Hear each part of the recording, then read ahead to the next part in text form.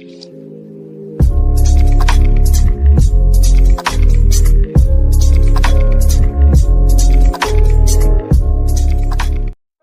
Friends, நீங்கள் பார்க்குறது ஹோனின் on to wheels. மோட்டோஜிபியை பற்றின இந்த வாரத்துக்கான வீக்லி நியூஸ் தான் இந்த வீடியோவில் பார்க்க போகிறோம். வாங்க வீடியோக்குள்ளே போகலாம். போன வாரம் நடந்த முஜெல்லோ ஜிபியில் எனையா பாஸ்டினியோட பெர்ஃபார்மன்ஸ் மட்டும்தான் சொல்லிக்கிற அளவு நல்லா இன்ட்ரெஸ்டிங்காக இருந்துச்சு. மற்றபடி அந்த முஜெல்லோ ஜிபியில் சொல்லிக்கிற அளவு பெருசாக எதுவும் நடக்கலை. இந்த முஜெல்லோக்கு அப்புறமா சாம்பியன்ஷிப் ஸ்டாண்டிங்கில் பார்த்தீங்கன்னா கேப் பயங்கரமாக கம்மியாக இருக்குன்னு சொல்லணும். அதுலேயும் முக்கியமாக மார்டினுக்கும் பெக்னாயாக்கும் உள்ள கேப் பார்த்தீங்கன்னா வெறும் 18 பாயிண்ட்ஸ் தான் இருக்குது இப்போது. இந்த இட்டாலியன் ஜிபியை பொறுத்த வரைக்கும் உண்மையை சொல்லணும்னா இந்த ரேஸை விட ரைடரோட மார்க்கெட்டுக்கு மேலே தான் பயங்கரமான இன்ட்ரெஸ்ட் எல்லாருமே காமிச்சாங்க. அதுலேயும் முக்கியமாக ஹோகே மார்டின் அண்ட் மார்க் மார்க்கஸ் இவங்க 2 பேரும் 2025 எந்த டீமில் இருப்பாங்க அப்படின்றதுக்கான ஹைப்பு பார்த்திங்கன்னா ரொம்ப அதிகமாக இருந்துச்சு. இந்த மொத்த மோட்டோஜிபி பேடாக்கையுமே வாயை புழக்க வச்ச ஒரு ட்விஸ்ட்டே பார்த்தீங்கன்னா ஹோகே மார்டின் அடுத்த 2025 சீசனுக்கு அப்ரிலியா கூட சைன் பண்ணியிருக்காங்க. இது பார்த்தீங்கன்னா ஒட்டுமொத்த மோட்டோஜிபி உலகத்துக்கே ஒரு பெரிய ஷாக்னு தான் சொல்லணும். ஹோகே மார்டின் பார்த்தீங்கன்னா இந்த ஃபேக்ட்ரி டுக்காட்டி சீட்டுக்காக எவ்வளோ கஷ்டப்பட்டாங்க, அது மட்டும் இல்லாமல் அதுக்காக எவ்வளோ ஹார்ட் ஒர்க் பண்ணாங்க அப்படின்றது மோட்டோஜிபி சீரீஸாக பார்த்த எல்லாத்துக்குமே தெரியும்.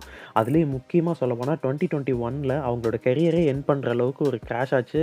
அதுக்கப்புறமும் பார்த்தீங்கன்னா ஒரு கம்பேக் கொடுத்து மார்டின் இன்னைக்கு பயங்கரமான ஒரு டாப் ரைடராக இருக்காங்க. அது மட்டும் இல்லாமல் மோட்டோஜிபி வேர்ல்ட் சாம்பியன்ஷிப்பும் பார்த்தீங்கன்னா இப்போ ஹோகே மார்டின் தான் லீட் பண்ணிட்டு இருக்காங்க. இந்தளவு ஒரு டாப் லெவலில் இருக்க ஒரு ரைடரை டுக்காட்டி பார்த்தீங்கன்னா வெளியே விட்டுருக்கு அப்படின்றத பார்த்தீங்கன்னா யாராலையுமே நம்ப முடியல. அப்ரிலியா அண்ட் ஹோகே மார்டின் இவங்க 2 பேரும் அவங்களோட கான்ட்ராக்ட் அனௌன்ஸ் பண்ண ஒரே நாள் கேப்பில் பார்த்தீங்கன்னா அடுத்ததாக டுக்காட்டியும் அவங்களோட மார்க் மார்க்கஸ் கான்ட்ராக்டை பார்த்தீங்கன்னா அஃபிஷியலாக அனௌன்ஸ் பண்ணியிருக்காங்க. டுக்காட்டியும் பார்த்தீங்கன்னா 2025 அண்ட் 2026 இந்த 2 வருஷத்துக்கும் பார்த்தீங்கன்னா மார்க் மார்க்கஸை வந்து அவங்களோட ஃபேக்ட்ரி சீட்டுக்கு சைன் பண்ணியிருக்காங்க. டுக்காட்டிக்கு இந்த கான்ட்ராக்ட் சிச்சுவேஷன் பார்த்தீங்கன்னா ரொம்ப ஒரு டஃப்பான டைம்னு தான் சொல்லணும். ஏன்னா மார்க் மார்க்கஸ் அண்ட் ஹோகே மார்டின் இவங்க 2 பேருமே பார்த்தீங்கன்னா டுக்காட்டி மேலே பயங்கரமாக ப்ரெஷர் பண்ணியிருக்காங்க. ஒரு பக்கம் ஹோகே மார்டின் பார்த்தீங்கன்னா ஃபேக்ட்ரி சீட் கொடுக்கலன்னா டுக்காட்டியை விட்டு வெளியே போய்டும் அப்படின்னு சொல்கிறாங்க. இன்னொரு பக்கம் மார்க் மார்க்கஸ் பார்த்தீங்கன்னா ஃபேக்ட்ரி ஸ்பெக் பைக் எனக்கு கொடுக்கல அப்படின்னா நானும் டுக்காட்டியை விட்டு கேடிஎம்க்கோ இல்லை அப்ரிலியாக்கோ போய்டுவேன் அப்படின்னு சொல்லி டுக்காட்டி மேலே ப்ரெஷர் போடுறாங்க. டுக்காட்டி பார்த்தீங்கன்னா தந்திரமாக வேலை செஞ்சு ஹோகே மார்டின் அண்ட் மார்க் மார்க்கஸ் இவங்க 2 பேர்த்தையுமே டுக்காட்டியில் வச்சுக்கிறதுக்கு பிளான் பண்ணாங்க. அதுக்காக ஸ்பெஷலாக ஒரு கான்ட்ராக்டும் உருவாக்குனாங்க. அந்த கான்ட்ராக்ட் என்ன சொல்லுது அப்படின்னா ஹோகே மார்டினுக்கே ஃபேக்ட்ரி சீட் வந்து சைன் பண்ணிடலாம். ஒருவேளை மார்க் மார்க்கஸ் வந்து இந்த 2024 மோட்டோஜிபி சாம்பியன்ஷிப் வின் பண்ணிட்டாங்க அப்படின்னா ஹோகே மார்டினோட அந்த ஃபேக்ட்ரி கான்ட்ராக்ட் வந்து பிரேக் ஆகிடும். அந்த ஃபேக்ட்ரி சீட்டுக்கு பார்த்தீங்கன்னா மார்க் மார்க்கஸ் வந்துடுவாங்க. சொல்லப்போனால் வேர்ல்டு சாம்பியன்ஷிப் யார் வின் பண்ணுறாங்களோ அவங்களுக்கு தான் அந்த ஃபேக்ட்ரி சீட் அப்படிங்கிற மாதிரி கணக்கு. இந்த கான்ட்ராக்ட்டுக்கு பார்த்தீங்கன்னா ஹோகே மார்டின் சனிக்கிழமையே சைன் பண்ணிட்டாங்க. அதனால் ஹோகே மார்டின் பார்த்தீங்கன்னா இன்டர்வியூலலாம் கூட நான் எதிர்பார்த்த அளவு தான் கான்ட்ராக்ட் போயிருக்கு, எல்லாமே பாசிட்டிவாக தான் நடந்திருக்கு அப்படின்னு சொல்லி ரொம்பவே சந்தோஷமாக சொல்லியிருந்தாங்க. ஆனால் மார்க் மார்க்கஸ் பார்த்தீங்கன்னா இந்த கான்ட்ராக்ட்டை சம்மதிக்கலை. மார்க் மார்க்கஸ் பார்த்தீங்கன்னா இந்த கான்ட்ராக்ட்டுக்கு சைனே பண்ணலை. மார்க்கஸ் வந்து முதல்ல என்ன சொன்னாங்களோ அதே தான் கடைசி வரைக்கும் சொல்கிறாங்க. எனக்கு ஃபேக்ட்ரி ஸ்பெக் பைக் கிடைக்கல அப்படின்னா நான் கண்டிப்பாக டுக்காட்டியை விட்டு வெளில போயிடுவேங்கிறதுல ரொம்ப ஸ்ட்ரிக்டாக இருந்தாங்க. இதனால் டுக்காட்டிக்கு பார்த்தீங்கன்னா ஒன்று கிரெசினிக்கு ஒரு ஃபேக்ட்ரி பைக்கை கொடுக்கணும், அப்படி இல்லாட்டி மார்க் மார்க்கஸ் ப்ரெமாக்லேயோ இல்லை ஃபேக்ட்ரி டுக்காட்டிலையோ உட்கார வைக்கணும். இதுதான் பார்த்தீங்கன்னா 3 வாய்ப்பு. இதில் கிரெசினிக்கு ஒரு பைக் எக்ஸ்ட்ரா கொடுக்குறது அப்படின்றது பார்த்தீங்கன்னா நடக்காத ஒரு ஆப்ஷன். அதனால் ஒன்று மார்க் மார்க்கஸை ப்ரெமாக்கில் போடணும், இல்லாட்டி ஃபேக்ட்ரியில் போடணும். ப்ரெமாக்கு ஒரு ஆப்ஷனே கிடையாது அப்படின்றத மார்க் மார்க்கஸ் பார்த்தீங்கன்னா ஓப்பனாக சொல்லியிருந்தாங்க. அதனால் மார்க் மார்க்கஸை பார்த்தீங்கன்னா ஃபேக்ட்ரி சீட் மட்டும்தான் ஒரே ஒரு வாய்ப்பு. இதனால் ஹோகே மார்டினா இல்லை மார்க் மார்க்கஸா அப்படின்னு பார்க்கும்போது டுக்காட்டி பார்த்தீங்கன்னா மார்க் மார்க்கஸை தான் சூஸ் பண்ணியிருக்காங்க. இந்த நியூஸ் பார்த்தீங்கன்னா என்னதான் மார்க் மார்க்கஸ் ஃபேன்ஸுக்கு ஒரு ட்ரீட்டாக இருந்தாலுமே இன்னொரு பக்கம் ஹோகே மார்டினோட ஃபேன்ஸுக்கு பார்த்தீங்கன்னா இது ஒரு வருத்தத்தை தான் கொடுத்துருக்கு. டுக்காட்டி பார்த்தீங்கன்னா இந்த ரைடர் செலெக்ஷன்லேயும் அவங்களோட ரைடர்ஸ்க்கும் பார்த்தீங்கன்னா நிறைய பேர்த்துக்கு மரியாதை குறைவாக நடத்தியிருக்காங்க. அதில் பார்த்தீங்கன்னா ஆண்ட்ரியா டோவிசியஸோ, டனிலோ பெட்ரோச்சி, ஹோகே லொரென்சோ அந்த வரிசையில் இப்போ கண்டிப்பாக ஹோகே மார்டினும் சேருவாங்க. அப்ரிலியா பார்த்தீங்கன்னா இது வரைக்கும் அவங்களோட ரைடர்ஸை வந்து ரொம்பவே மரியாதையாக தான் நடத்தியிருக்காங்க. அது மட்டும் இல்லாமல் அவங்களோட ரைடர்ஸ் எல்லாத்துக்குமே ரொம்ப முக்கியத்துவம் கொடுக்குறாங்க. ஸோ ஃப்யூச்சரில் ஹோகே மார்டின் அண்ட் அப்ரிலியா இந்த காம்பினேஷன் பார்த்தீங்கன்னா நல்லா சூப்பராக ஒர்க் அவுட் ஆகும் அப்படின்னு சொல்லி ஒரு நம்பிக்கையோடு எதிர்பார்க்கலாம். அடுத்ததாக எனையா பாஸ்டினியும் பார்த்தீங்கன்னா டுக்காட்டி விட்டு வெளில போக போகிறாங்க. எனையா பாஸ்டினி பார்த்தீங்கன்னா மோஸ்ட்லி கேடிஎம்க்கு போகிற மாதிரி தான் அவங்களோட மேனேஜர் சொல்லியிருக்காங்க. கேடிஎம் பார்த்தீங்கன்னா அவங்களோட ஃபேக்ட்ரி டீமில் வந்து கேடிஎம் ஃபேக்ட்ரி டீம் அப்படின்னு வச்சுருக்காங்க. இன்னொரு டீம் பார்த்தீங்கன்னா கேஸ் அப்படின்னு சொல்லிட்டு அவங்களோட சேட்டலைட் டீமாக வச்சுருக்காங்க.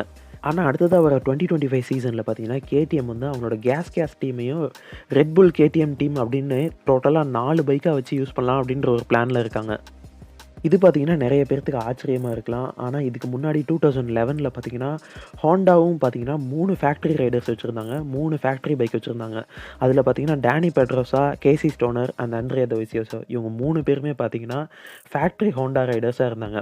இதே மாதிரி தான் 2025ல கேடிஎம் பார்த்தீங்கன்னா, 4 ஃபேக்டரி பைக் வச்சு யூஸ் பண்ணலாம் அப்படின்ற ஒரு பிளான்ல இருக்காங்க. இதனால அவங்களோட கேஸ் கேடிஎம் அப்படின்னு இருக்கிற டீம் பார்த்தீங்கன்னா, கம்ப்ளீட்டா ரெட் புல் கேடிஎம் ஃபேக்டரியாவே மாறிடும் அதுவும். அண்ட் அடுத்த ஒரு முக்கியமான விஷயம் பார்த்தீங்கன்னா, பெட்ரோ கோஸ்டாவும் இப்ப சேட்டலைட் டீம்லேருந்து அடுத்த வருஷம் பார்த்தீங்கன்னா, ஃபேக்டரி டீமுக்கு போறாங்க. கேடிஎம் ஃபேக்டரி டீமுக்கே சைன் பண்ணிட்டாங்க. ஆனா, பெட்ரோ கோஸ்டா பார்த்தீங்கன்னா, அடுத்த வருஷம் ஜாக் மில்லரோட பிளேஸுக்கு போறாங்களா? அப்படி இல்லாட்டி கேஸே பார்த்தீங்கன்னா, அடுத்த வருஷம் ஃபேக்டரி டீமா மாறுறதுக்கு சான்ஸ் இருக்கு. ஸோ அதே டீம்லயே இருக்க போறாங்களா? அப்படின்றது பார்த்தீங்கன்னா, அடுத்த வருஷம் வரைக்கும் நம்ம வெயிட் பண்ணி பார்த்தா தான் தெரியும். ஒருவேளை அடுத்த வருஷம் நிஜமாலுமே 4 factory Red Bull KTM bike இருந்துச்சு அப்படின்னா, பார்க்கறதுக்கே செம்ம இன்ட்ரஸ்டிங்கா இருக்கும்னு தான் நான் நினைக்கிறேன். இத பத்தி உங்களோட கருத்து என்ன அப்படின்றத கண்டிப்பா கீழ கமெண்ட்ஸ்ல எனக்கு சொல்லுங்க. அடுத்ததா மேவரிக் வினியாலிஸ் பார்த்தீங்கன்னா, எப்ரிலியா கூடயே இருக்க போறாங்களா? அப்படி இல்லாட்டி ஹோண்டாக்கு மூவ் ஆக போறாங்களா? அப்படின்றது பார்த்தீங்கன்னா, அடுத்த ஒரு பெரிய டாக்ன்னு சொல்லணும். மேவரிக் வினியாலிஸ்க்கு ஹோண்டா பார்த்தீங்கன்னா, வருஷத்துக்கு 10 மில்லியன் யூரோஸ் பார்த்தீங்கன்னா, சம்பளமா குடுத்து மேவரிக் வினியாலிஸ கூப்ட்டுருக்கிறதா சொல்லி ஒரு வதந்தி கிளம்பிட்டு இருக்கு. அது எந்த அளவு உண்மை அப்படின்றது பார்த்தீங்கன்னா, இன்னும் தெரியல. மேவரிக் வினியாலிஸ முடிஞ்ச அளவுக்கு எங்க கூடயே வச்சுக்க தான் நாங்க விருப்பப்படுறோம் அப்படின்னு சொல்லி எப்ரிலியாவோட பாஸ் சொல்லியிருக்காங்க. அது மட்டும் இல்லாம ஒருவேளை மேவரிக் வினியாலிஸ் எப்ரிலியா விட்டு வெளிய போயிட்டாங்க அப்படின்னா, அந்த பிளேஸ்க்கு மார்க்கோ பெசக்கி அப்படி இல்லாட்டி இனயா பாஸ்டனினி 2 பேத்துல யாராவது ஒருத்தர கொண்டு வரலான்ட்டு ஒரு ஐடியால இருக்குன்னு சொல்லியிருக்காங்க. அலெக்சிஸ் ஸ்பார்ரோ பார்த்தீங்கன்னா, இந்த சீசனோட ரிட்டயர் ஆக போறாங்க. ஆனா அடுத்த சீசன்ல இருந்து ஹோண்டாக்கு டெஸ்ட் ரைடரா வர்றதுக்கான சான்ஸ் பார்த்தீங்கன்னா, அலெக்சிஸ் ஸ்பார்ரோக்கு ரொம்ப ரொம்ப அதிகமா இருக்கு. அடுத்ததா ஆண்ட்ரியா டோவிசியோசோவும் பார்த்தீங்கன்னா, நான் MotoGP டெஸ்ட் ரைடரா வர்றதுக்கு எனக்கு ரொம்ப விருப்பப்படுறேன். அது மட்டும் இல்லாம என்னுடைய நாலேட்ஜ் பார்த்தீங்கன்னா, பைக்க டெவலப் பண்றதுக்கு ரொம்பவே யூஸ் ஆகும் அப்படின்னு சொல்லி ஆண்ட்ரியா டோவிசியோசோ சொல்லியிருக்காங்க. ஹோர்கே மார்ட்டின் இந்த வருஷம் சாம்பியன்ஷிப் வின் பண்றது பார்த்தீங்கன்னா, ஒரு நடக்காத காரியம் தான் சொல்லணும். ஏன்னா, ஒரு ரைடர் எப்ப வேற ஒரு மேனுஃபேக்சருக்கு சைன் பண்றாங்களோ, அப்பவே பார்த்தீங்கன்னா, அந்த ரைடர்ஸ்க்கான ஃபேக்டரி அப்டேட் எது வந்தாலும் அத பார்த்தீங்கன்னா, அப்படியே கம்ப்ளீட்டா ஸ்டாப் பண்ணிடுவாங்க. போன வருஷமே பார்த்தீங்கன்னா, ஜார்கோ ஹோண்டா கூட எப்ப சைன் பண்ணாங்களோ, அப்பையிலேருந்து ஜார்கோக்கு பார்த்தீங்கன்னா, எந்த ஒரு ஃபேக்டரி அப்டேட்டுமே குடுக்கல. ஹோண்டா கூட சைன் பண்ணதுலேருந்தே பழைய பைக்க தான் ஜார்கோ யூஸ் பண்ணிட்டு இருந்தாங்க. அதே மாரி ஃப்ராங்கோ மொபிடெலியும் பார்த்தீங்கன்னா, போன வருஷம் யமஹால இருந்தாங்க. யமஹாலேருந்து டுக்காட்டிக்கு எப்ப சைன் பண்ணாங்களோ, அப்பையிலேருந்தே ஃப்ராங்கோ மொபிடெலிக்கும் பார்த்தீங்கன்னா, எந்த ஒரு ஃபேக்டரி அப்டேட்டும் குடுக்கவே இல்ல யமஹா. ஸோ இந்த வருஷம் இப்ப ஹோகே மார்ட்டின் என்ன பைக் யூஸ் பண்றாங்களோ, அதே பைக் தான் இந்த சீசனோட கடைசி வரைக்கும் ஹோகே மார்ட்டின் யூஸ் பண்ண போறாங்க. இதுக்கு மேல ஹோகே மார்ட்டினுக்கு எந்த ஒரு ஃபேக்டரி சப்போர்ட்டும், அப்டேட்டும் கிடைக்க போறது கிடையாது. ஸோ இதுக்கு மேல அப்கமிங் ரேசஸ்ல பார்த்தீங்கன்னா, பெக்னாயாக்கு தான் பவர் அதிகமா இருக்கும். மார்ட்டினுக்கு பார்த்தீங்கன்னா, கொஞ்சம் பவர் கம்மியா தான் இருக்கும். இதுக்கு மேல மார்ட்டினுக்கு லக் இருந்தா வேணா அந்த சாம்பியன்ஷிப்ப வின் பண்ண முடியும். ஆனா எனக்கு தெரிஞ்ச வரைக்கும் அது நடக்காதுன்னு தான் சொல்லுவேன். இத பத்தி உங்களோட கருத்து என்ன அப்படின்றத கண்டிப்பா கீழ கமெண்ட்ஸ்ல எனக்கு சொல்லுங்க. அண்ட் அடுத்ததா 2027க்கான MotoGP பைக்ஸ்ல நெறைய சேஞ்சஸ் கொண்டு வந்திருக்காங்க. அதுல முக்கியமான ஒரு சேஞ்சஸ் பார்த்தீங்கன்னா, இப்ப எக்ஸ்ட்ரா ஆட் பண்ணியிருக்காங்க. அது என்னன்னு பார்த்தீங்கன்னா, எக்ஸாஸ்ட்டோட சவுண்ட பார்த்தீங்கன்னா கம்மி பண்ணி போடுறாங்க.